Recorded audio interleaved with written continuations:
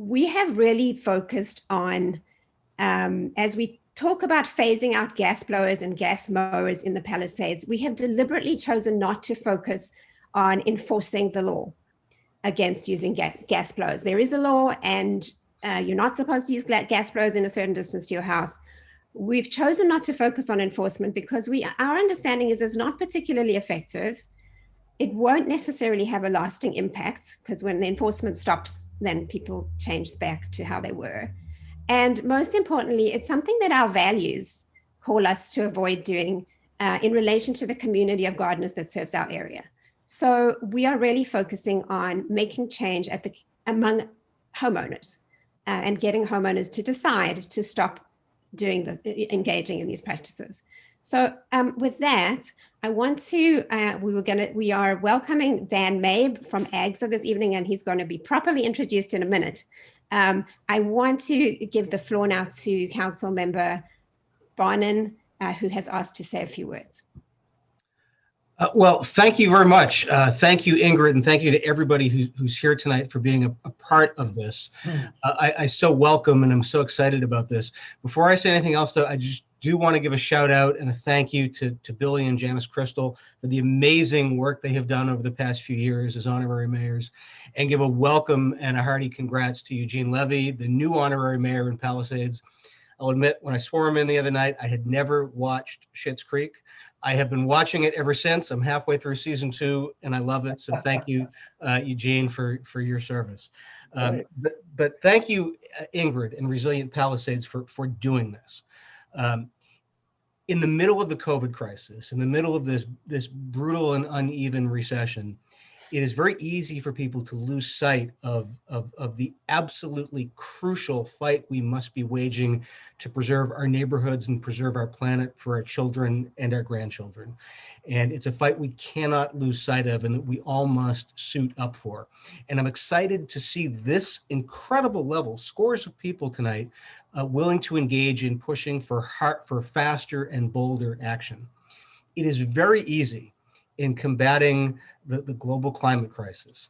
It is very easy to feel defeated and to feel powerless and to feel like, I'm just one person, how do I make a change? And it's this collective action that makes the change. And here in Los Angeles, we have a tremendous, really outsized ability to make significant change on the climate crisis. Because here in Los Angeles, we mostly control 5 things, which can either be tremendous forces for bad or tremendous forces for good. And we're engaged in a big battle to switch them from bad to good.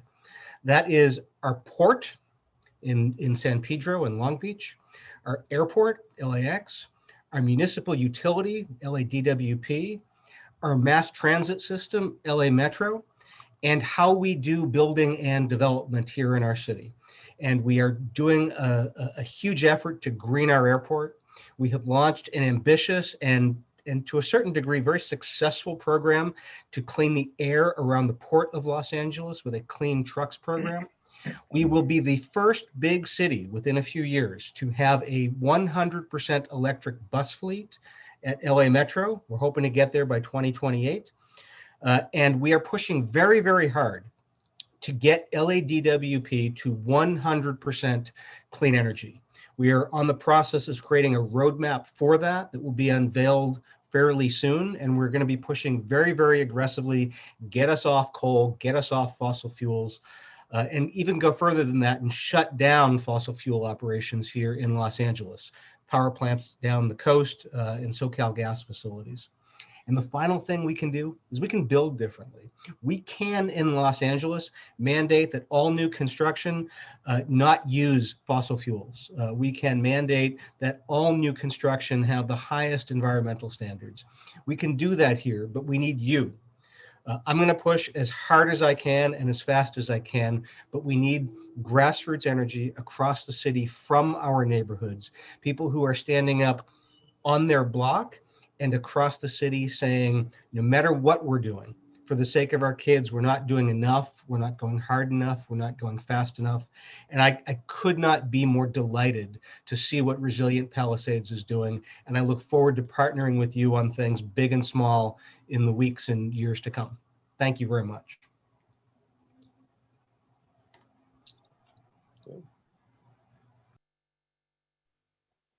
I now want to introduce Shida Morshed, who's been leading our clean air and water team on this project, who will tell us a little bit about Dan Mabe, who is our speaker tonight. Thank you, Ingrid. I do want to start off and just talk a little bit about the campaign in general. We're very grateful that you guys have all shown up tonight and are showing interest in tackling an issue that is not only affecting the health and the safety of our residents and our environment, but also the health and the safety of our gardeners. As we hope you'll see tonight, this is not a matter of should we make a change, but rather how do we make a change? Many of you may know that this isn't a new effort for our community. Resilient Palisades is just building on the work done by others over the past 30 years, including some who are on this call. There's no doubt that this is a mammoth effort. It's a mammoth goal. And the only way to achieve it is to do this collectively, to work together. So we've paired with Dan Mabe from AGSA to make such a shift to cleaner gardens, quieter, safer gardens, as seamless as possible for both homeowners and the gardeners. And we would like for you guys to visit resilientpalisades.org, our website, because we have a host of resources available on our Green Gardens page, such as a handout you can download and give to your gardener, or you can sign up and get a lawn sign, a free lawn sign that helps spread the word to the community. The success of this campaign is truly relying on everyone taking this information and starting a conversation with your HOA, with your friends, your family, and your community influencers. We're creating a new social norm. And the more people that do this, the more examples we're setting as to how we should be maintaining our gardens. So tonight, consider yourselves all crowned as citizens of change. If you have any questions during Dan's presentation, please submit them down below in the chat box, and Ryan Craig, our co-founder, will moderate the Q&A towards the end of the presentation, at the end of the presentation. Lastly, on behalf of Resilient Palisades, I do want to take a minute just to thank Dan Mabe for donating countless hours to this cause. It's not an exaggeration to say that we'd be flying blind without his expertise, which has helped identify new ways of tackling this issue. His insight from his years of one-on-one conversations with gardeners and homeowners and government agencies have been really invaluable in shaping our campaign. So thank you, Dan. Okay, so let's get to it. For 2 decades, Dan Mabe has been developing and applying gas alternative technologies for the land and garden maintenance industry. He founded AGSA in 2011 and has so far worked across 10 countries, providing zero emission education and trainings for communities, cities, academic institutions, contractors, all the way up the chain to the government air quality management agencies. And with that, I'm thrilled to welcome Dan Mabe. Thank you so much, Sheeta, and thank you everybody for participating tonight. Some housekeeping here. Councilman Bonin, thank you for being present, and thank you for that very inspirational, those inspirational words for us all before I get started. And yes, I would like to acknowledge the honorary mayor, Eugene Levy, and then past honorary mayors, Mr. Gutenberg and the Crystals.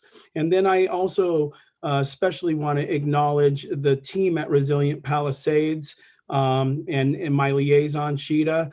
You guys, any inspiration you might be drawing from AGSA, I just want to tell you it's equally reciprocated, that you guys are equally inspiring us on our end. And so with that, I'm going to go ahead and pull up screen share and we'll get started.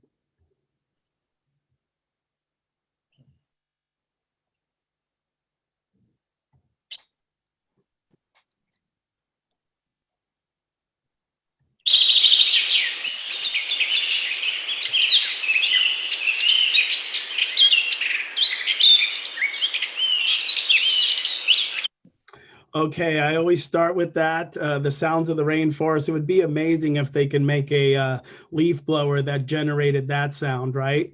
Okay, so AGZA, the American Green Zone Alliance, who are we? We are a leader in low impact grounds maintenance strategies. Our mission is to prudently, and I do want to stress prudently, transition the grounds maintenance industry to quieter, more sustainable practices. And some of the applications include commercial crews who service municipalities, schools, and residential properties. All right, so how do we do that? Number one is our Green Zone certification. This is property transition. It includes institutional and residential properties. I'll have examples of those.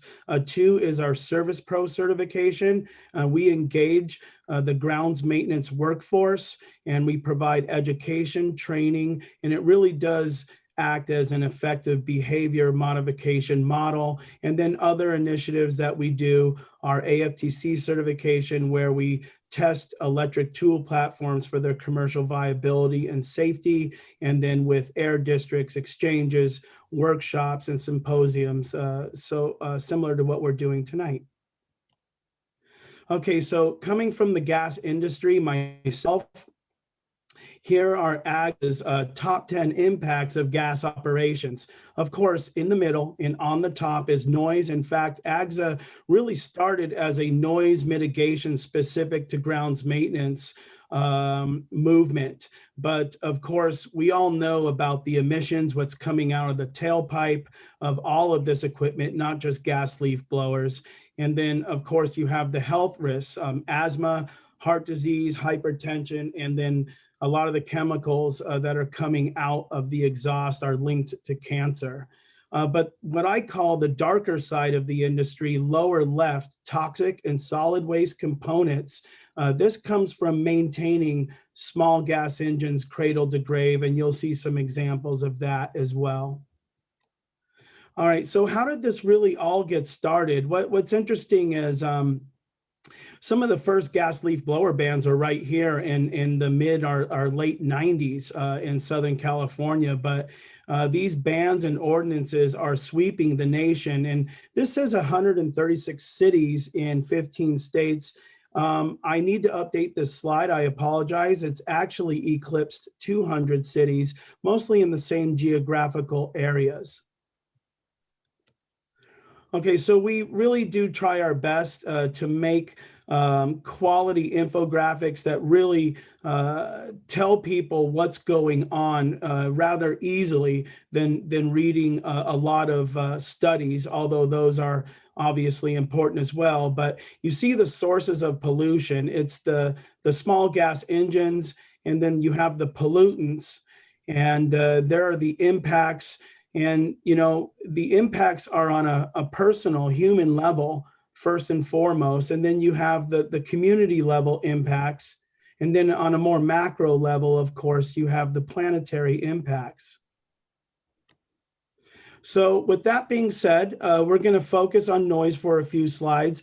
Here's a video of a two-stroke hedge trimmer being used at a LA Unified School District campus pre-COVID.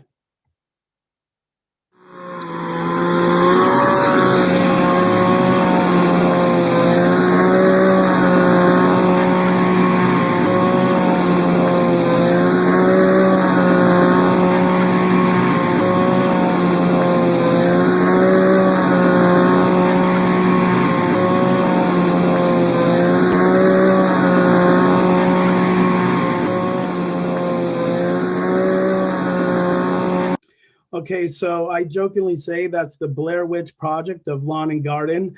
But in all seriousness, every time I think I've presented this video maybe 2,000 times, and I'm still equally as irritated as the first time that I actually had presented it. So diving deeper into noise.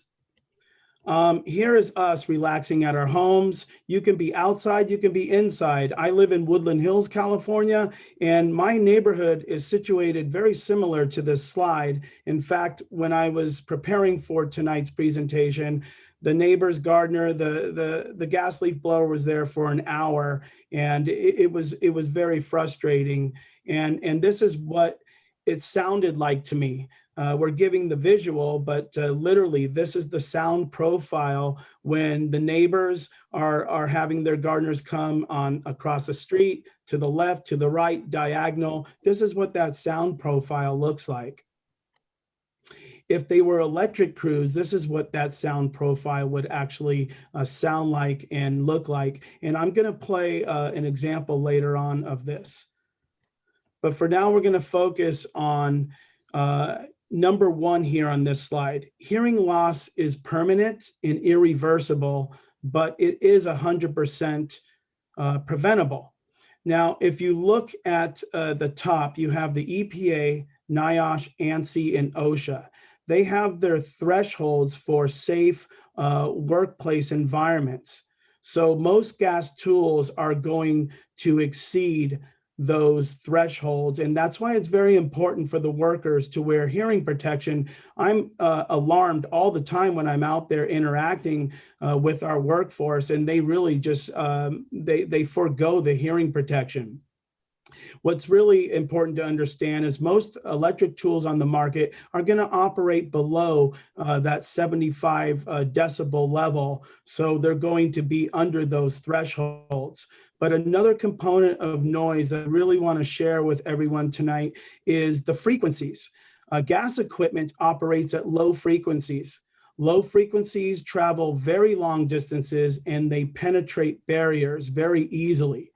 High frequencies, on the other hand, they are going to drop off significantly once they move away from you, and they don't penetrate barriers nearly as much. For high frequencies, I want to use the mosquito analogy. When there's a small mosquito right next to your ear, you're going to hear it very loud. But as it moves away from you, 8 inches, a foot, and beyond, the noise drops off to where you can't even hear the mosquito anymore. And I have an example of that in my next video.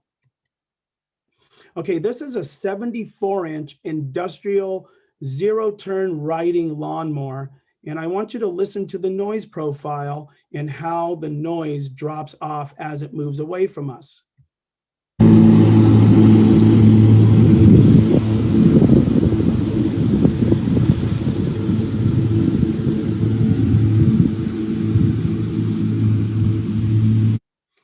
Pretty amazing, isn't it? So all of the electric tools are going to have that component. Okay, so this is something I'm not proud of. When I was in the gas industry, I used to conduct parking lot tune-ups. You have to understand, before I show this video, a lot of these guys, well, most of them are operating on very thin margins, and sometimes it's a lot cheaper and a lot faster to conduct some of the maintenance on the tools while you're out in the field. We have the filter right off the carburetor. They get a little gas and oil on it. We put that into the gas, swish it around. You can see how dirty it gets. This is the process of which you extend the life of the filter. Right. What happens to this gas that now has the grit, the grease, the dirt inside of it? Normally we can pour it in some dirt, or we throw it away in the trash can. It could end up in a landfill as well, or poured into the bushes. Sure. So I just want to let everybody know, Jeff from that outfit, we'll just say his first name, he is about 50% electric now. So a lot of this is starting to mitigate. We have the coming from the industry myself and then shadowing Southern California gardeners for over a decade, we can definitely conservatively estimate that one worker can account for at least 50 pieces of solid and toxic waste that goes into landfills. I'm really happy to hear environmental justice.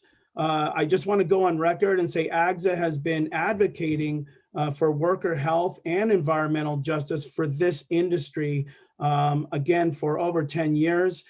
In this image here, there is a city by the beach. Of course, we're going to block out their logos, and we don't want to impugn anybody. That's not the point. But we have been called by their workforce to engage the city. Nothing's happened yet. But what we have done is recommended that these workers wear protective gloves. And then we guided them where they can purchase masks to protect themselves. And these masks are rated for 2.5 microns and smaller. And this is a study that's more empirical. Fair Warning did a study where they hooked up hygienic sensors to the workers. And that was in the West San Fernando Valley. We chose the Red Max leaf blower, which is the most egregious of them all. Well, they did rather. And what it showed is that there was 53 times more particle pollution coming from that blower than the nearest busiest intersection, which happened to be Ventura Boulevard and Topanga Canyon Boulevard. So it just really demonstrates, if you've read studies, when you live next to a freeway, your life expectancy could be lowered. Just imagine what it's like using these tools day in and day out. I encourage everybody to go to fairwarning.org and read the entire study. Okay, so enough of the bad and the ugly. Let's go to some of the good here. We're going to start with some what I feel should be inspirational and empowering. We're going to show you some of the larger scale projects that we've been able to do that are independently certified and verified. And we're going to start with the city of South Pasadena. They became the nation's first AGSA Green Zone city. So how did we do it? Well, the short answer is we started with their crown jewel park, Garfield Park, and we worked with their Department of Public Works and their vendor. They actually have a vendor, and we did this beta project at the park. Once we green zoned it, the criteria for this green zone was all routine maintenance needs to be done with people-powered and battery electric tools, no gas allowed. Once we were successful with Garfield Park, we made an action plan with the city to certify the remaining city properties, and now the entire city is AGSA Green Zone certified. And this was a big deal. Pre-COVID, we had these nice ceremonies. City council, the mayor, the vendors were there, community action groups, and we even had congressional and senatorial dignitaries present at this ceremony. And it wasn't just for show. Here is the dough. Anybody that wants to do business with the city of South Pasadena has to be AGSA Green Zone certified and AGSA trained or equivalent, and they need to adhere to the standards of the Green Zone. Not too long after that, a nearby golf course wanted in on the action. We didn't know what to expect, but we said, sure, we'll give it a try. We're proud to say, even though it's just a par 3, it's a huge property. We were able to Green Zone certify this golf course, and we have cut their carbon out of their operations by 70%. And lowered their noise profile 40 to 70%. Trust me, the neighbors around the golf course love that. And then our most recent project, and such a fun project, Los Angeles State Historic Park. What an incredible oasis right next to downtown LA. The staff was amazing, and it was just such a rewarding experience to work with these state park workers. And it was so successful that we have already earmarked with the regional supervisors to green zone 3 additional state parks in Southern California this year. Okay, all of our projects come with what we call ELF reports. This stands for Environmental Landscape Footprint. And we measure things like CO2, noise, fuel spillage, fuel consumption and costs, and also criteria pollution, and then also that toxic and solid waste component I mentioned. We do these ELF reports with our national nonprofit partner, Quiet Communities. Okay, so a quick snapshot into one of these ELF reports. This is more recent. This is a company up in Santa Barbara that did an amazing, huge conversion. I just want you to look at that equipment overview. They replaced 10 large mowers, 28 small push mowers, and look at all of this two-stroke handheld equipment. 52 gas leaf blowers, 39 hedge trimmers, 32 weed whips, and 8 chainsaws have been destroyed and replaced with clean battery electric. And then we measured what that looks like in CO2 reductions each year. And here's what that looks like.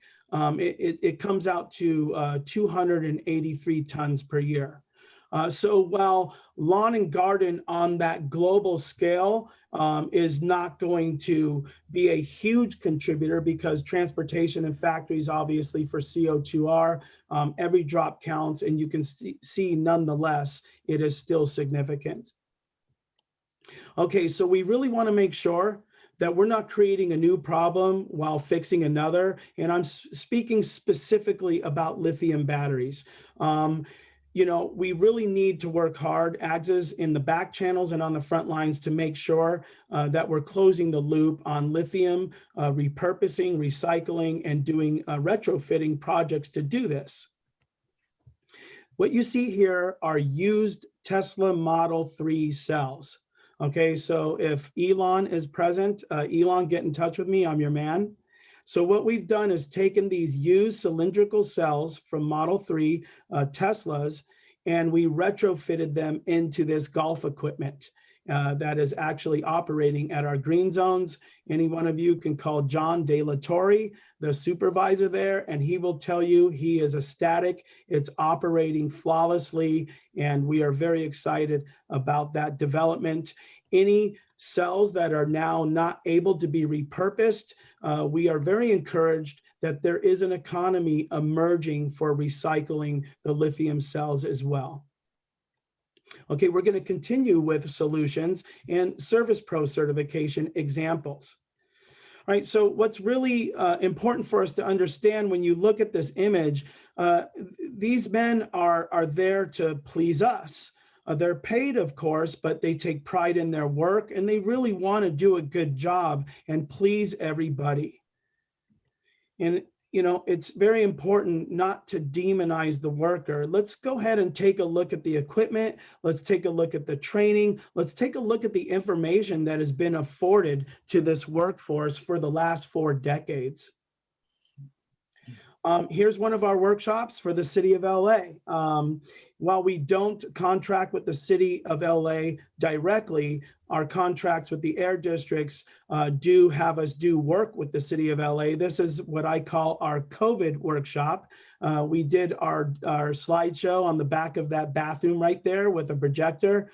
And then this day was dedicated to the large zero-turn mower training. It is very encouraging that the city of LA has procured and is starting to experiment and implement these commercial electric alternatives. I just want to put it out there. We are monetized by the South Coast Air Quality Management District, and there are a few green zoning projects up for grabs still.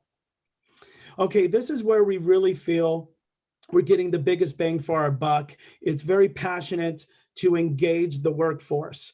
When we show them this information and when we empower them with this information, they always tell us, wow, I didn't know that I can go home not smelling like gas. And they do have a sense where they can have a say of what goes on in their workplace environments. And more are speaking up and asking for those electric alternatives.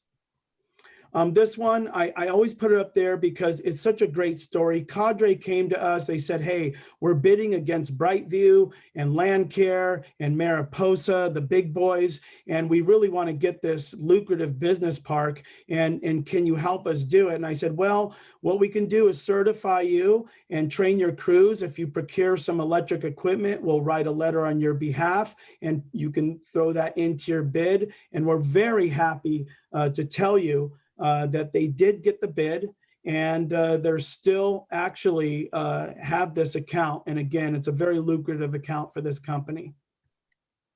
We're not just doing it for big companies. We're out there on the front lines with the independent guys. I want to tell you, we haven't converted an entire crew yet, but we are very happy to say with our efforts here locally, we've been able to help over 50 independent gardening outfits procure and implement electric tools. A few of them are even starting to consider offering full electric service. We're working on them. Now, remember this company, SunTech. Remember what I said, SunTech. I just came back from Florida where I spent 10 days with this company doing a corporate certification. What's interesting, on the top of that van is a solar panel, but it's not just for show. We went there to vet their operations, and we're really happy to tell you each van is its own power plant. It's really amazing. It charges over 97% of all the charging for the batteries inside the truck that powers those electric tools that they use. They're 100% electric, and we're very excited and working with their first Southern California startup, and it's going to be local, so stay tuned. Here's some of the stuff we did with them. Because of COVID, we had to break the groups up in smaller groups, and they received their company certification, and then each and every individual worker is acknowledged by name and receives their diplomas.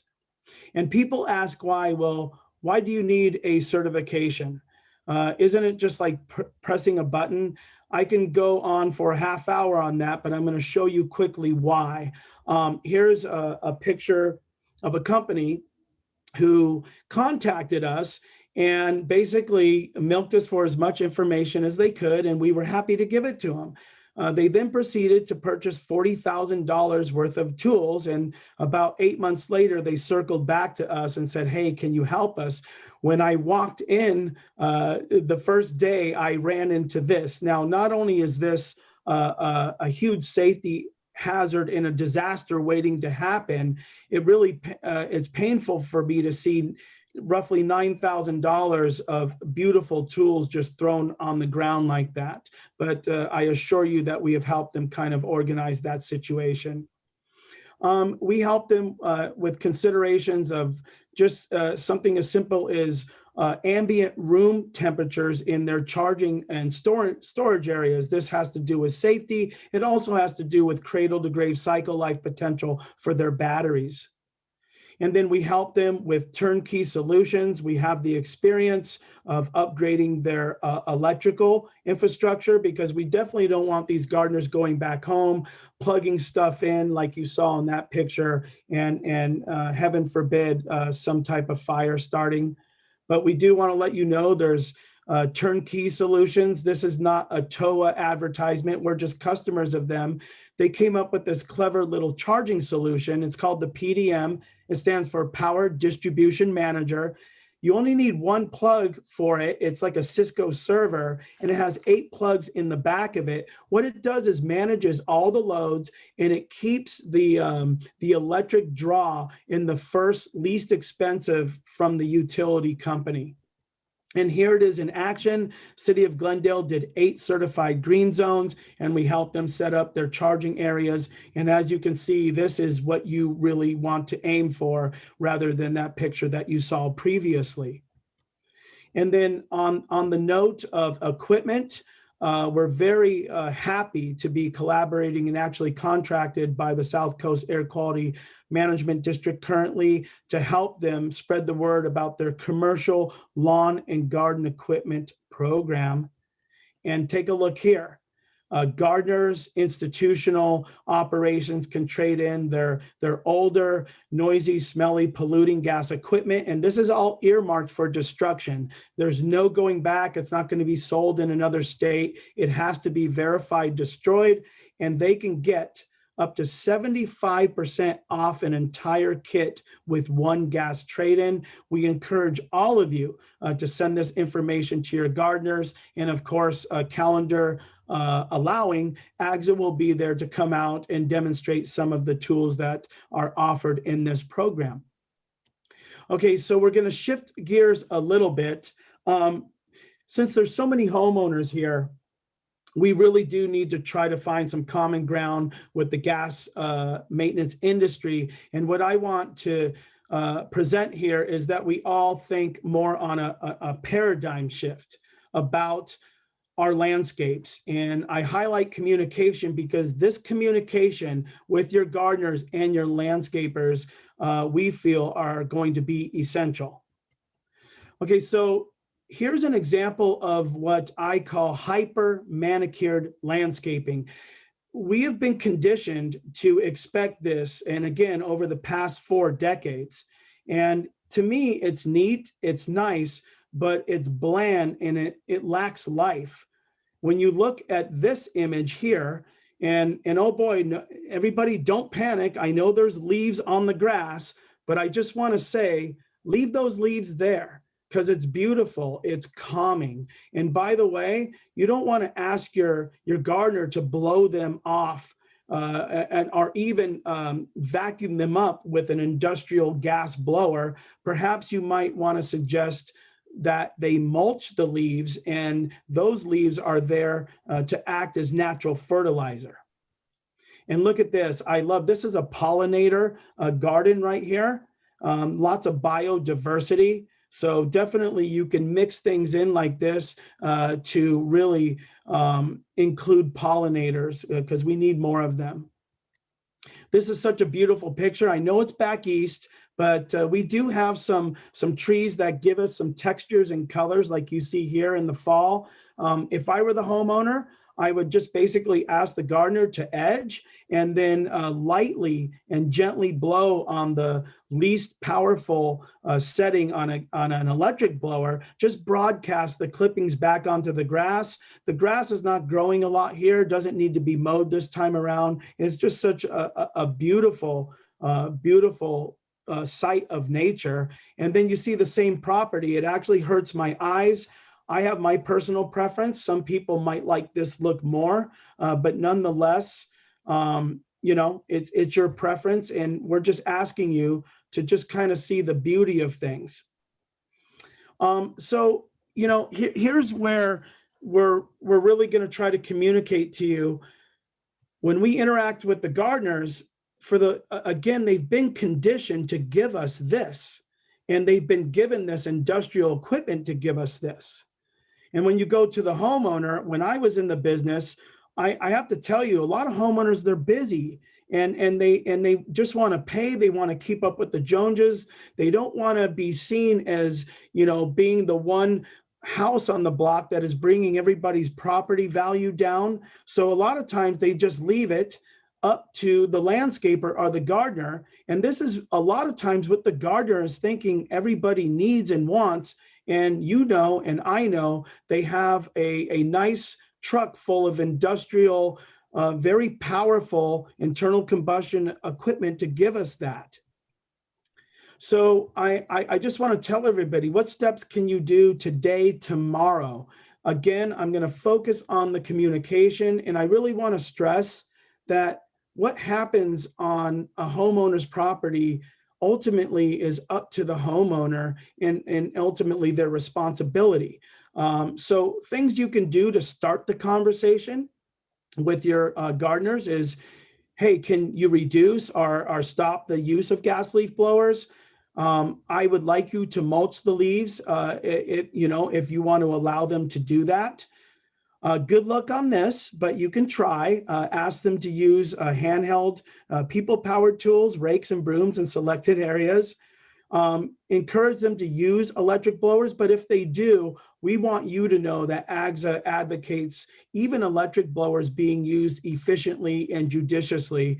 Homeowners, please consider paying your gardeners a little more to go electric.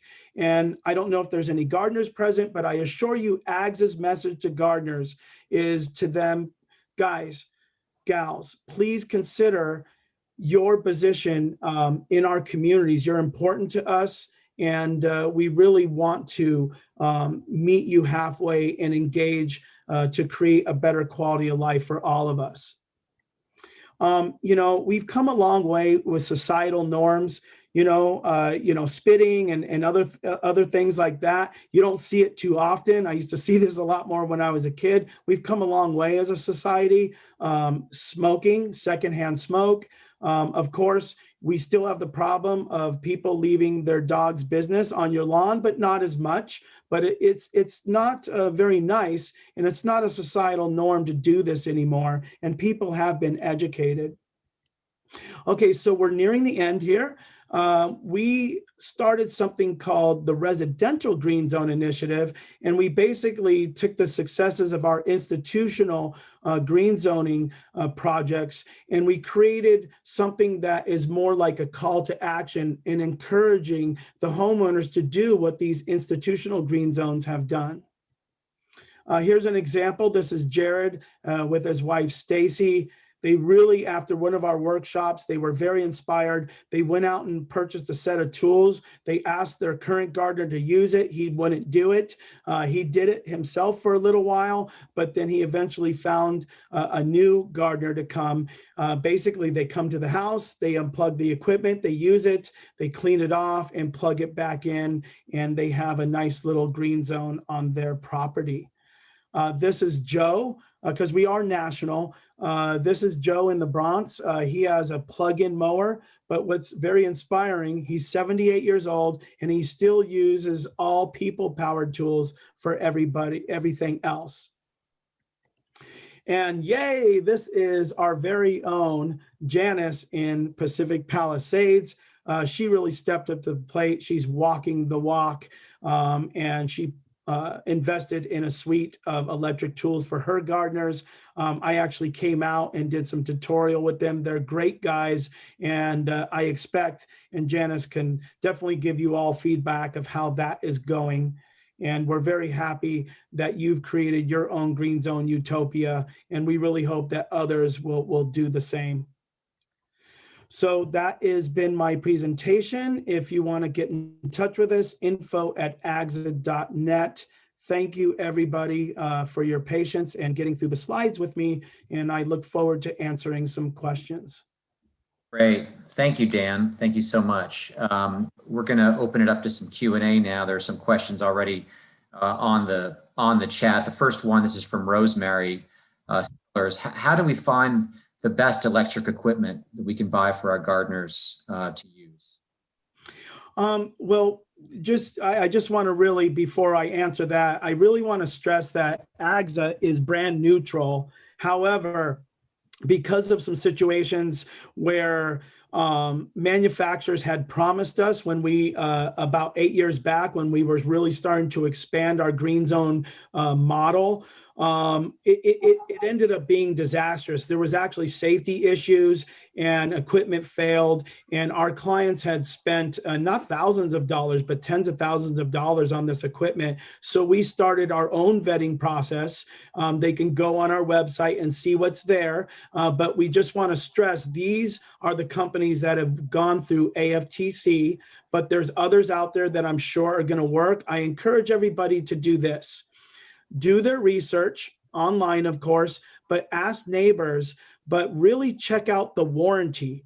Really read and understand the warranty of your tools before you purchase them, because that is going to really signify the strength of that tool. If they're giving you a 2-year homeowner warranty, no. The standard warranty for homeowner equipment, when you purchase it and it stays on your home, it's going to be 3 years on the equipment, and it's going to be 5 years on that battery. But definitely do your research. I would say part of our AFTC process is vetting what is online, and what is online is fairly accurate, and people can definitely email us and we can give them some recommendations through those channels as well.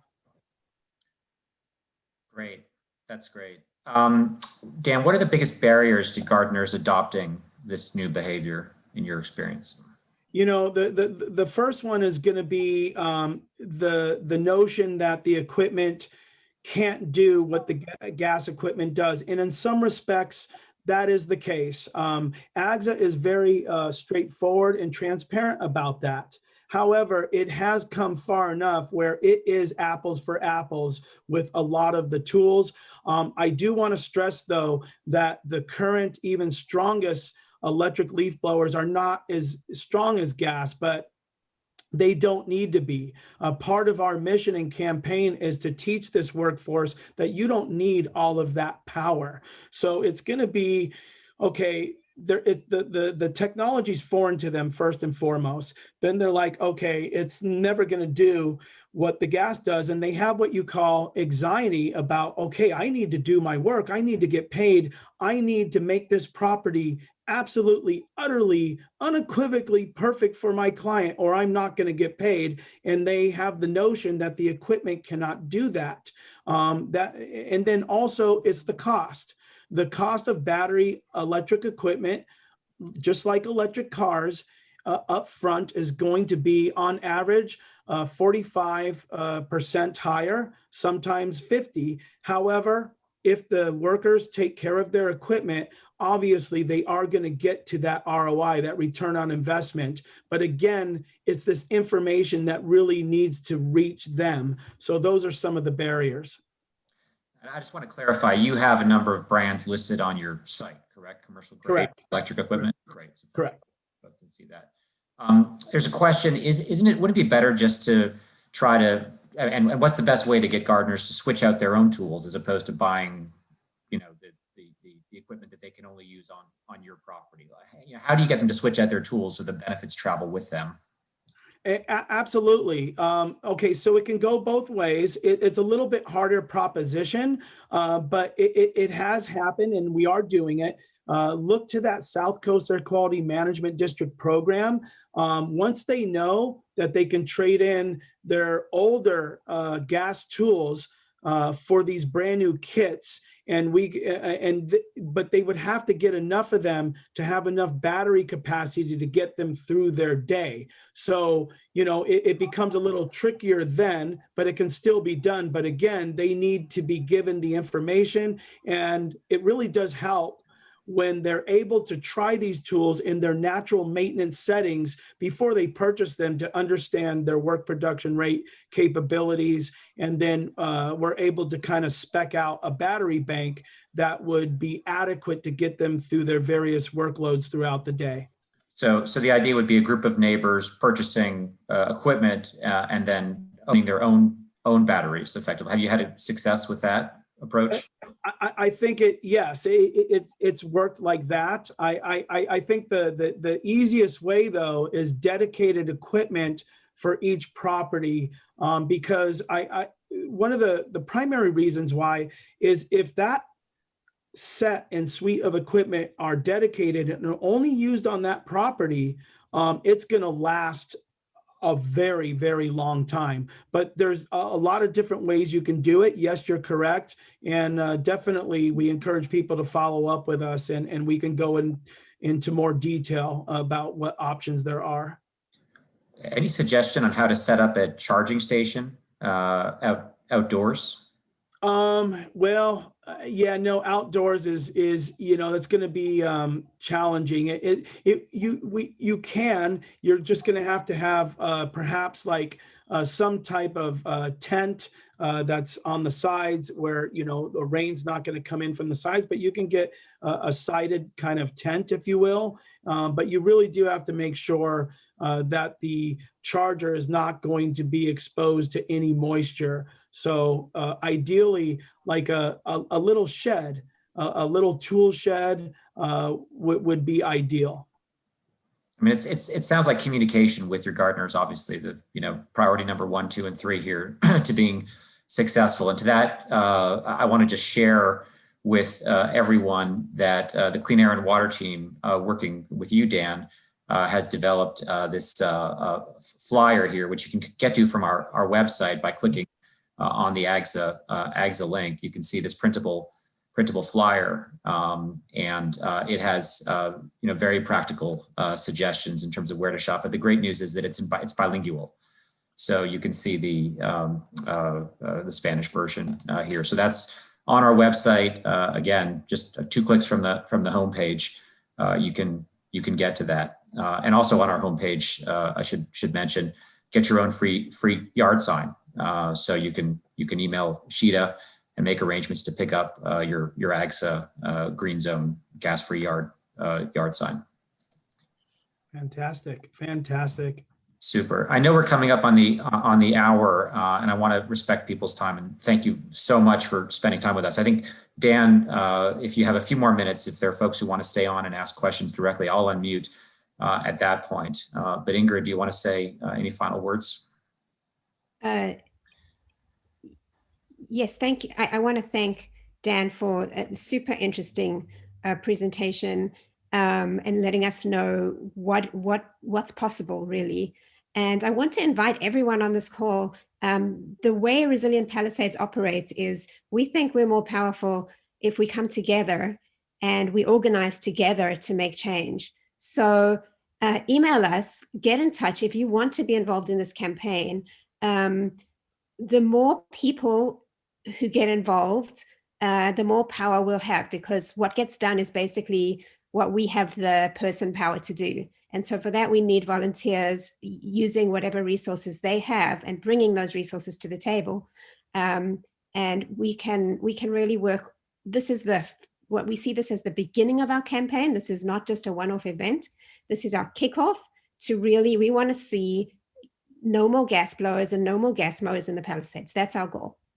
And so I invite you to get in touch and get involved. Right. And thank you once again to Dan. Right. And I just want to mention finally that Dan, I believe, has said he's willing to come to people's homes for trainings. And so, Dan, what's the best way for people to get in contact with you? Definitely. It's going to be at well, do you want me to verbalize it? Why don't, yeah. I'll write it in the chat. Go ahead. Yeah, write them in the chat. DJ MAB as in boy E at agza.net. And like I told everybody, calendar allowing, we'll definitely come out and present some of these alternatives for your gardeners. And I want to just insert here, because you can identify which of the brands, which of the models are best for the specific gardens in the Palisades. Yeah, we can definitely ask questions and ask, okay, so what's your workload? I mean, are you mowing a quarter acre? Do you have a full acre? You can look at people's houses and see how many hedges they have. And you know, the layout, definitely we can look at it and kind of understand, you know, where they're going to need to be more fortified on the tools. And part of the training involves them understanding how to use electric equipment to make the batteries last longer. Is that correct? Absolutely. Cradle to grave cycle life potential is key. We tell them, you know, keep it out of direct sunlight when you're storing or charging, you know, moisture issues. It'll work in the rain, but there's little things that they can do to extend the life of these tools, make it work for them, and then therefore make it work for us. Dan, I just have one more question that I think if people are still on the call, they might be interested. What are the motivating factors for gardeners? For us, it's our health, it's the environment, you know, it's safety. What is it for the gardeners?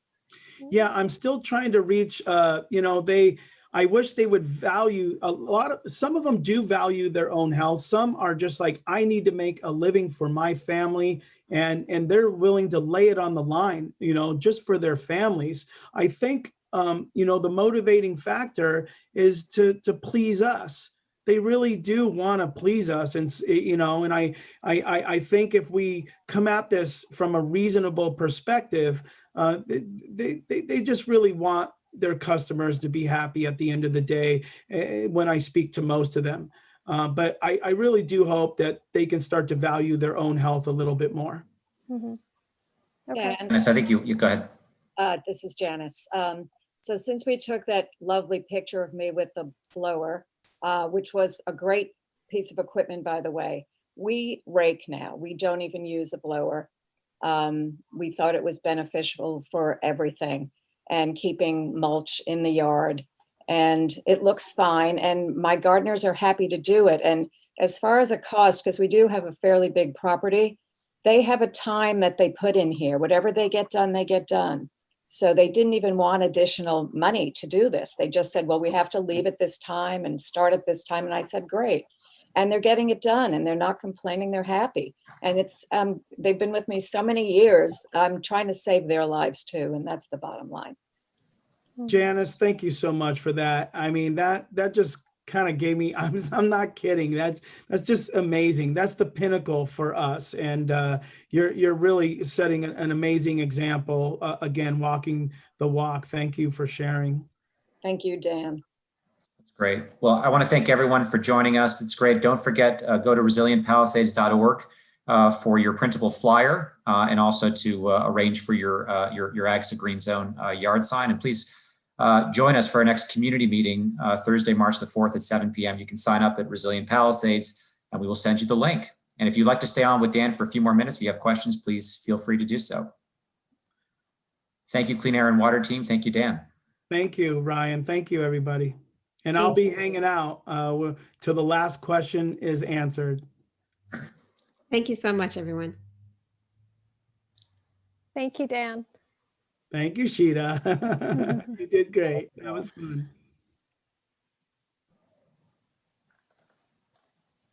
Are there any more questions? I don't think so. I have a question. Okay.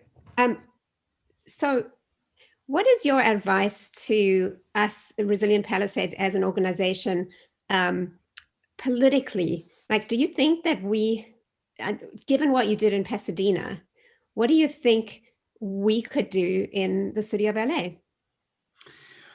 Well, Councilman Bonin was there. We've engaged with them, but I guess there were budgetary issues, but hopefully they got the message today that there's a few green zoning projects up for grabs. I'll give you an example. We're in the process of green zoning Compton Unified School District through this program.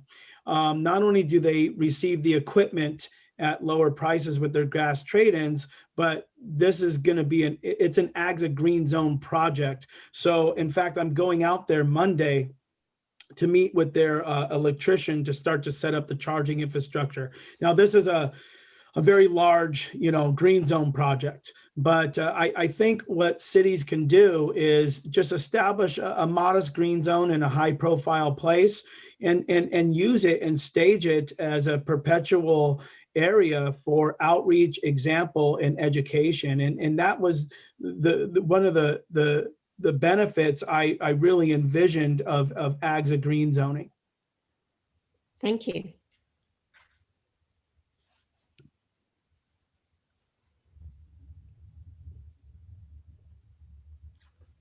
Any other questions for Dan? If you want to just unmute yourself and ask a question, feel free. Or maybe you can't. I've asked everyone to unmute. So if you're on, you can unmute yourself and feel free to. Okay. A couple of people have raised their hands too. Yeah. Mariella! Hi, Dan. Hello. Hello. Oh my gosh, we go way back. I recognize you. Do you recognize me?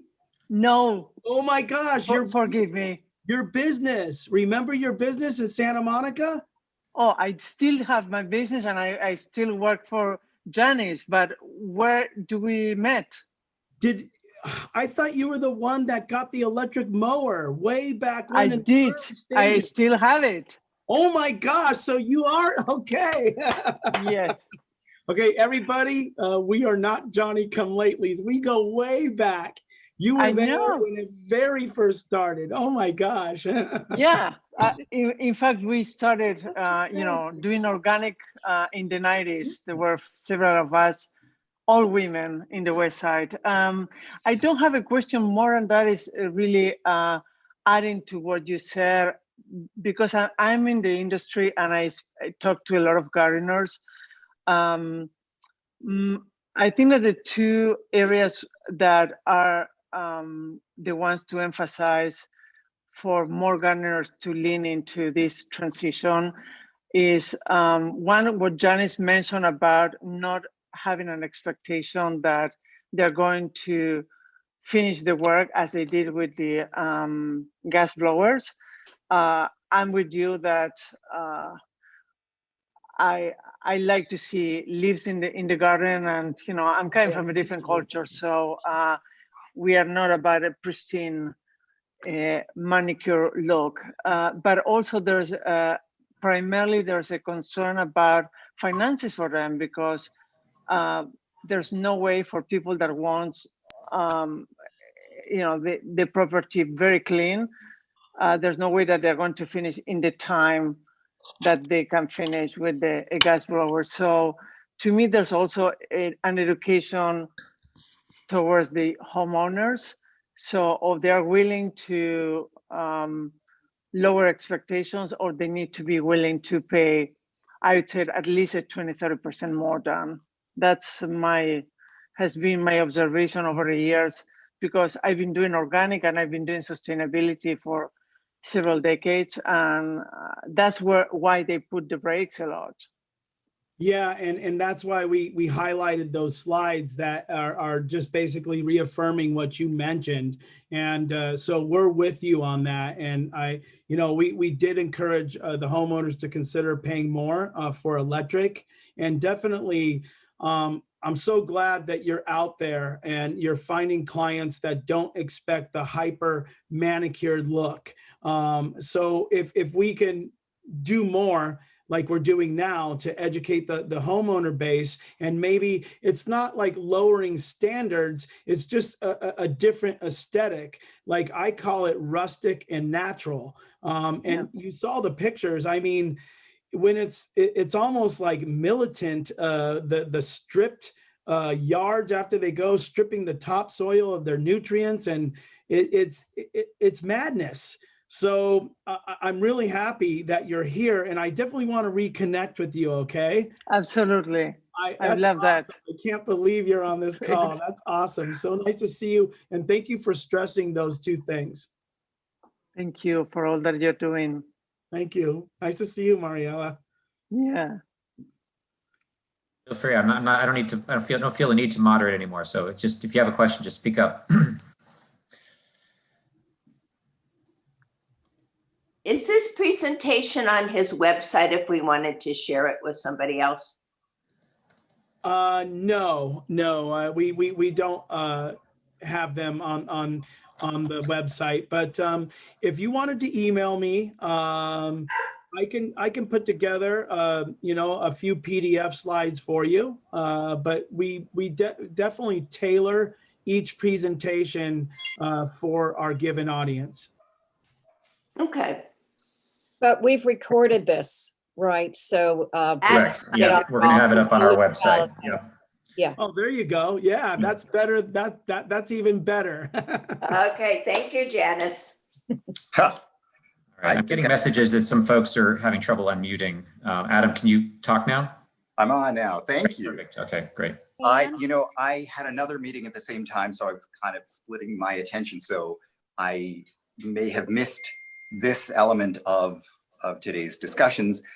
I know I've heard the presentation before from AGSA, and you guys are phenomenal.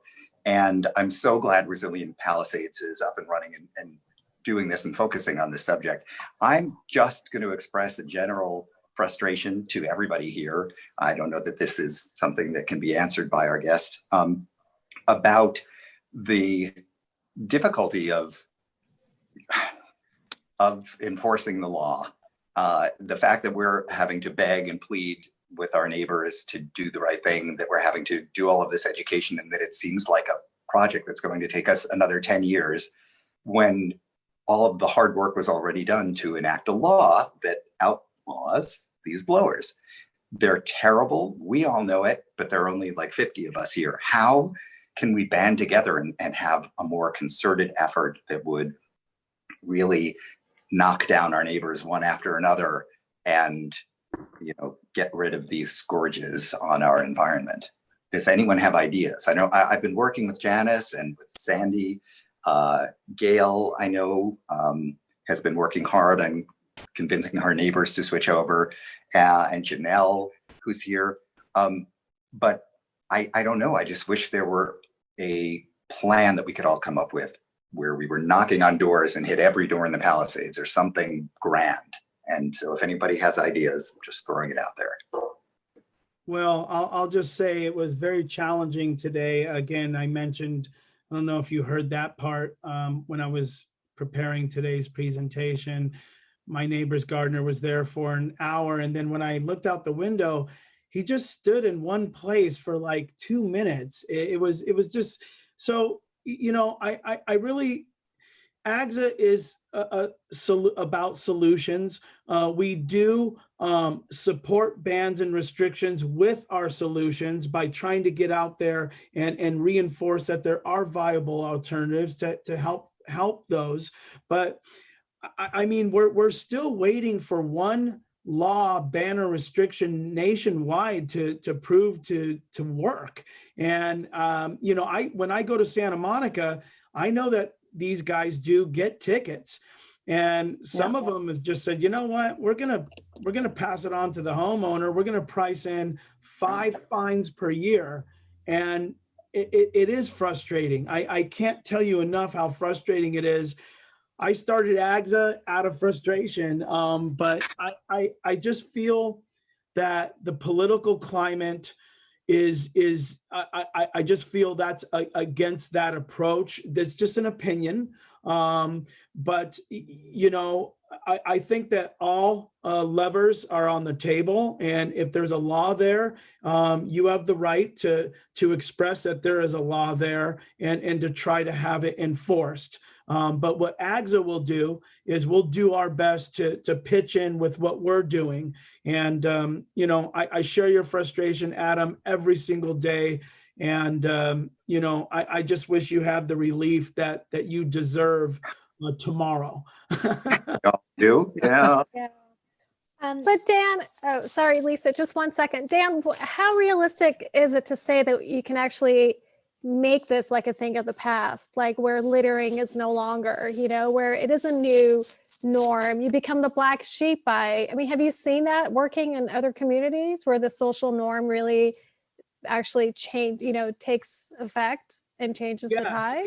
It is. It's starting to. All of it is starting to, but to Adam's point, it's slow. But I really feel that we're building up to this crescendo where we're going to have that shift. Now we're still climbing uphill. I want to be transparent and honest, but I really feel like with anything, like I've been at this for 15 years and this is it for me. This is going to be my life till the very end. But, you know I'm going to live long enough to see this turn.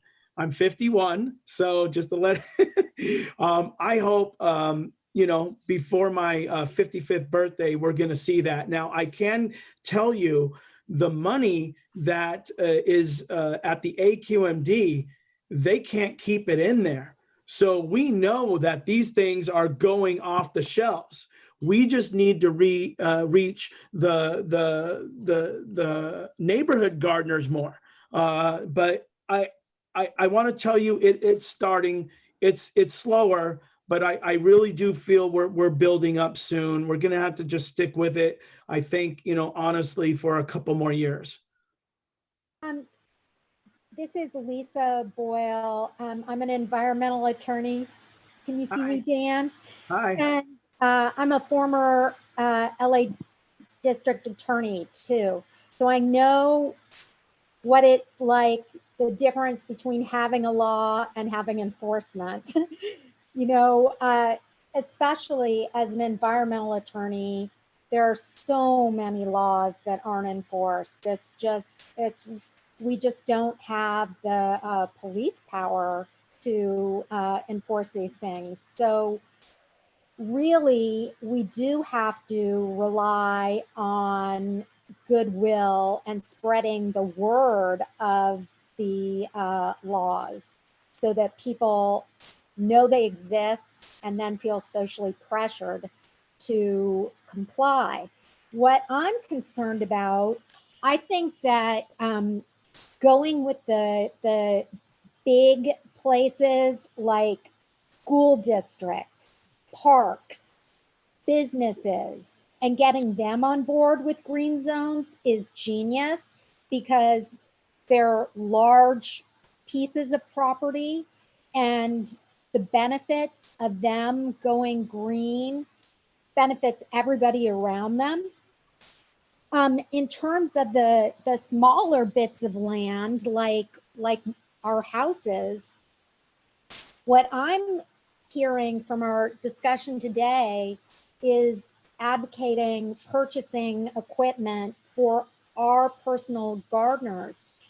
But I'm thinking that if we were able to have a system where there was a trade-in that could help the gardeners get this equipment and it travels with them, then that benefits people who can't afford to buy this equipment for their own houses. Even in the Palisades, in my neighborhood, there are people like me who moved in 20 years ago, but there are neighbors of mine that moved here in the 60s, and they're in little homes. They're not wealthy people, and you know, they're not going to buy equipment. But if the gardener had it, they would benefit from that as well. And also these gardeners, they travel from community to community. So they're not just in Pacific Palisades, they're going to other less wealthy communities. So I'm just wondering if there's any way for us to change the discussion to arming the gardeners with better tools. Yeah, and Lisa, two things and great points. We did stress the program where the gardeners can trade in their gas tools and get these commercial kits, and that again, the calendar allowing, will come out and show them the equipment and prove to them that it could be just as strong and effective as their gas stuff. So it wasn't just homeowners buy their own stuff. We gave a few different examples, and we encourage everybody to find their own creative ways, but definitely the program that exists now where they can trade in those tools and get 75% off, where they can keep them on the doing that as well. Adam and Lisa, I want to tell you this too. When we green zone the city of Ojai, they kept their green zone intact for a good solid year, put out the word, and what they did is come back and they said, look, we set the example, we know this works, and then they passed an ordinance that not only bans the blowers, but other small gas engines, and they're a smaller city and they're able to enforce a little more. So, you know, I do feel that, you know, there could be you know, a lot of different triggers and levers and approaches. And I think, you know, all of them can be utilized, but we definitely have solutions for everybody.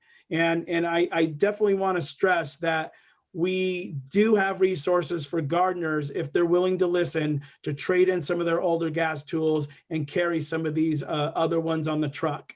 But some of them aren't willing to do it.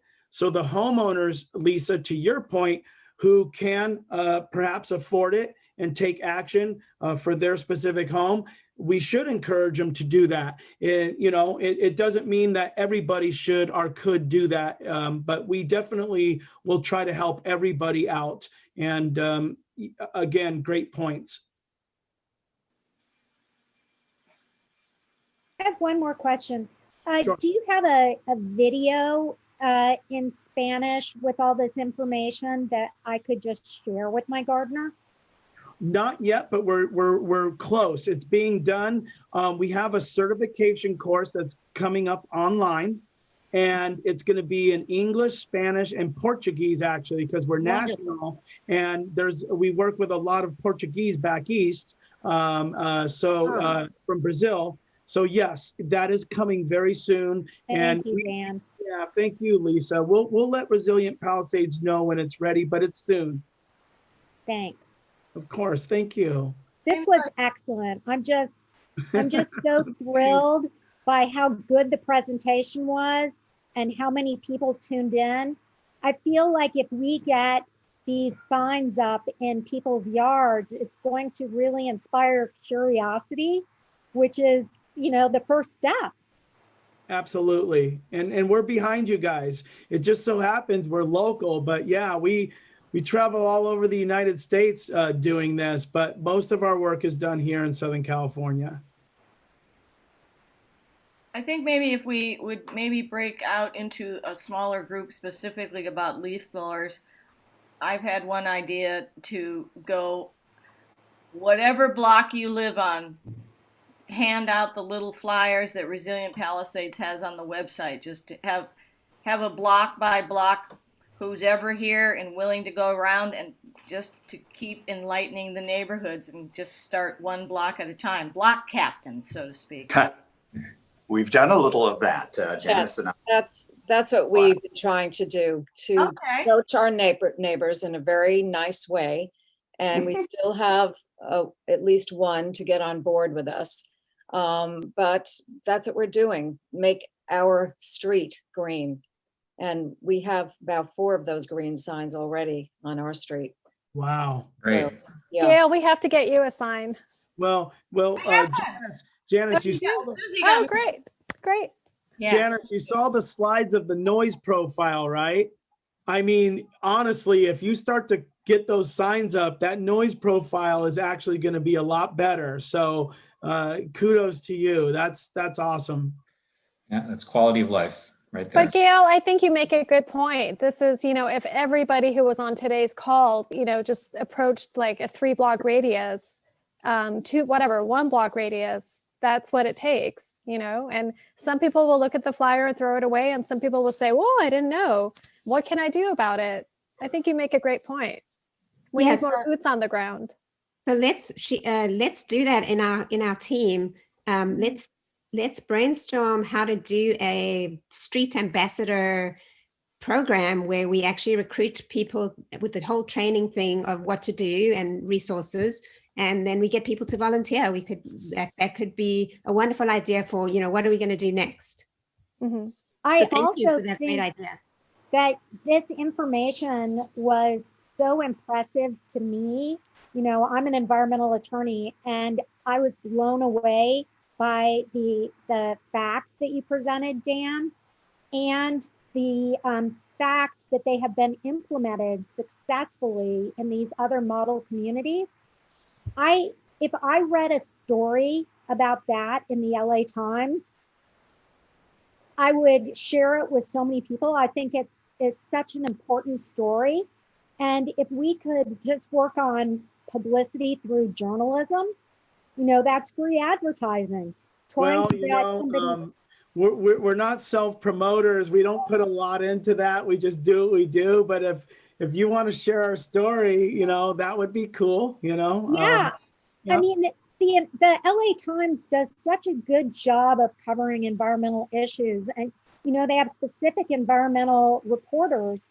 This, unbeknownst to most people, this is a huge polluter that most people don't think about. Right. So I think it's a major story. Well, some good news, just to give you something to smile about, there was a Pasadena Post reporter in this meeting. She's not here now, but so maybe we'll get coverage on that. And they've been pretty good about it. They said they're going to write a story about this. So yeah. Excellent. Yeah. Awesome. But the LA Times would be better. Yeah. LA. Excellent. So that's exactly New York Times. That's next. That's the kind of thing our teams can work on. Somebody maybe is a good writer and can write an op-ed for the LA Times, and if we can get it published, fantastic. Well, the California, the LA State Historic Park, we always felt it was a good project. I mean, it was during COVID. Of course, we navigating COVID, but you know, again, and Sheeta, I know you know this. We're really busy. I mean, I have 2 new associates joining me, and again, that's not our strong suit. Is promoting ourselves, but. You know, we just do what we do. If someone sees the value of it and wants to introduce it to somewhere, then we're flattered and we would appreciate it. Thank you. Mm-hmm. Yeah, well, you'll always be mentioned. If there's anything covered by, about Resilient Palisades on this campaign, you'll always be part of that story. So we're always going to be working together. Yeah, and you guys have actually been a sense of inspiration to us. We've already kind of been sharing what we're doing with Resilient Palisades. So as this keeps developing, I think together we're creating a new paradigm, as so to speak. So we'll just keep it going. Adam, I feel you. I feel it for you. And I get where you're coming from so bad. You have no idea. I wish I can just magic wand something, but I'm just going to keep grinding it out there for everybody. And I did want to share just one tiny personal story. I have a house in South Santa Monica, just very close to Venice, and you never used to hear leaf blowers there. All the neighbors have been there for years, and they would call as soon as your gardener used the leaf blower. They would call the enforcement, and then enforcement would show up. Since COVID, they've lost restrictions, and now there's leaf blowers constantly.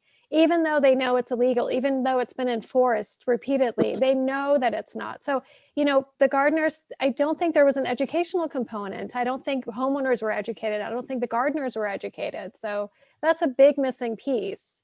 It is. Any campaign. It's hard to, again, all we need is more resources.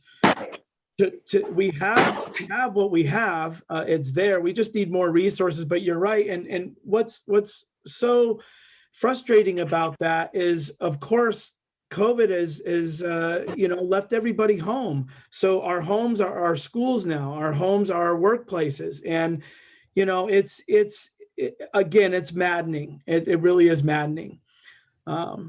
So we, any creative ways we can get the word out more and do things in the future, of course, we're open-minded too. Can I just plant a seed on this without having it organized or really actually asking for money now? But at some point, maybe if people who really care about this pooled some resources financially, we could hire. I have a couple of friends who are in advertising. I'm sure we all have contacts who do that kind of thing, publicity or advertising. Maybe we could launch a campaign to promote AGSA or just the general information about how we need to get rid of these blowers. I don't know. Just a thought, just planting the seed. No, we considered like GoFundMe stuff, things like that, just to basically do what we do. Nothing more, nothing less, to really get out there and educate this workforce and help transition it. But those resources would be very welcomed because we just don't have the bandwidth to do that. But great idea, Adam. And just one more thing. I have a lot to say tonight.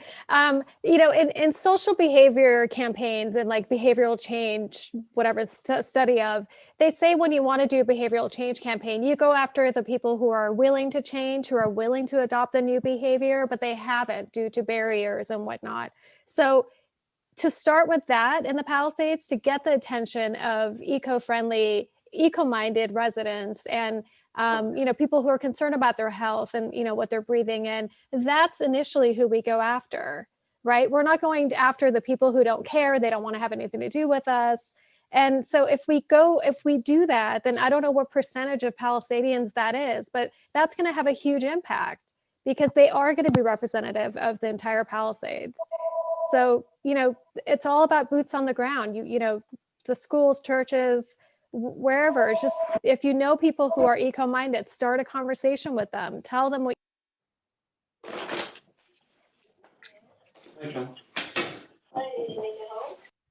No, good point, Sheeta. And low-hanging fruit. Like you said, if there's a little commercial property somewhere, small, easy to do, make a green zone out of it, and just every little thing you can do.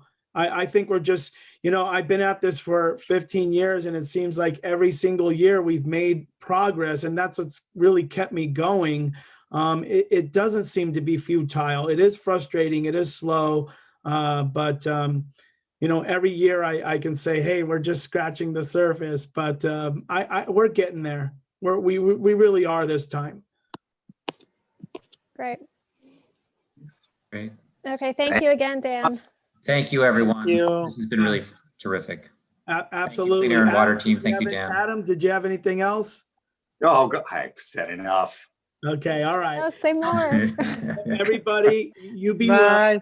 Everybody keep well. And I wish you a quiet day tomorrow. Yes. Thank you. The same. Blower All right, free. be well. Bye, everybody. Thank Thank you you. so much. Bye. Thank you, Bye. Sheeta. Bye. Thank you, Bye-bye. Ryan. Thank you, Ingrid. Bye. Bye, guys. Hi, Bye-bye. Gail.